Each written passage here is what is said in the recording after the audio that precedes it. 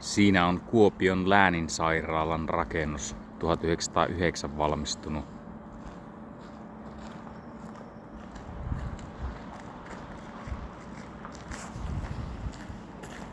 Ja 1794 on Kuopioon tullut lääninsairaala.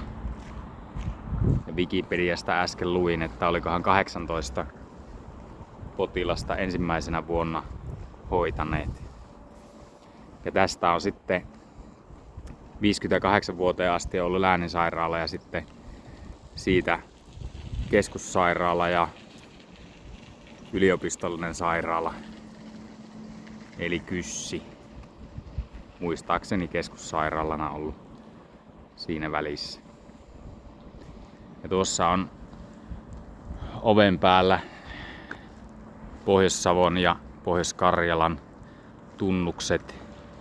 Eli Kuopion läänihän on ollut käsittänyt myös Pohjois-Karjalan. Sinne sitä on tulleet sairaalaan.